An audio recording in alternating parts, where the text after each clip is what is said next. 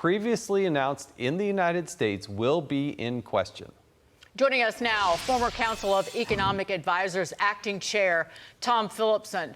Tom, what President Trump did first with the drug order was the greatest grand theft Politico move I've ever seen. He basically just stole breakfast, lunch, and dinner from the Democrats for the next, 50 years. But for Roche to come out and say, we're not going to make this investment is just a steaming pile of garbage. Well, I think there's a couple of issues here. I mean, these companies have to make a return on their investments for sure, and that has been lowered by these actions. Both Democrats with Inflation Reduction Act and the president now, which I think is well intended, and I'll come back to how you can probably do it better, are after prescription drug prices. But it turns out prescription drug prices in the U.S. are on par with other countries. The reason being is our brand prices when drugs are on patent are higher here, which everyone talks about. But our generic prices are much lower, and generics are about 91% of prescriptions, essentially. So we don't have, if you go fill a prescription for a drug in the US, the price is many times lower than some of these other countries that have much higher generic prices and also highest share of brand in their composition. There may be at 75% roughly of generics. So that's the whole underlying thing here, which I think is misleading. But why should America and Americans pay brand versus brand? And then why should we have to pay the bigger bill? We're the biggest market. We're the richest country. We do the consumption. But then you go to another country and they're selling it for a fraction of the price. Yeah, that's what Trump is doing right. He's recognizing this free riding that's taking place, in my view, of other countries, essentially. They have price controls in their countries. They have single payers who basically pushed on prices. We are 70% of the world earnings in drugs or drug innovation. We pay for innovation done all over the globe because they sell to us. Novo Nordisk is the seller, Danish company seller of the Ozempic obesity drug, which is huge. They couldn't care less what Danish pricing is. They only care about what U.S. pricing is.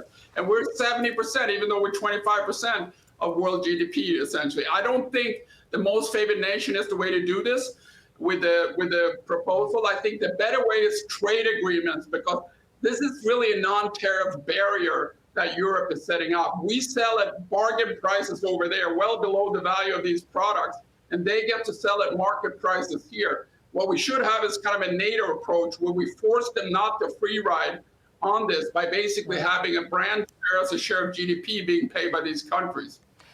I want to move on to this. The debate over Medicaid reform has been framed by the Democrats dishonestly as a life or death issue. Regardless, some can't keep their eyes open. Debbie Dingell was doing her best Biden impression during a House Energy and Commerce hearing. And look what the video shows. In response, the Michigan Congresswoman says this: been up for 31 hours straight fighting Republicans trying to gut Medicaid. Close my eyes to think about an America where everyone has access to quality, affordable health care. Tom, real quick, Medicaid, the Republicans are only trying to slow the spending growth of Medicaid. Medicaid spending is still going to grow by more than $1 trillion between now and 2034. In that hearing that she was snoozing through, Debbie Dozer, and the Medicaid covers $9 for every $1 the state puts in on the Obamacare expansion for able-bodied adults who need to be on a JOB. It is all a big lie what these Dems are peddling. I agree with you, Dagan. I mean, I always wondered, how do these crazy Democrats dream up what they're doing? Now, this explains that they're asleep, essentially. That's why. Yeah. So Medicaid is, it's an enormous overfunding of able individuals relative to disabled individuals and children, essentially. The program was set up to help really needy people. We can't sustain it if we're going to pay for everything. So this is life and death. Democrats are right, but it's life and death for children and disabled people. It's not life and death for couch potatoes who just want to take advantage of this program, essentially. And that's what we're seeing. The Dems are, ineligibly spending this program because the feds are paying most of it, 90%. Yep.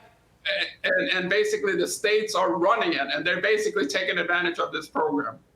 Tom Philipson, thank you so much for joining us. Do appreciate it.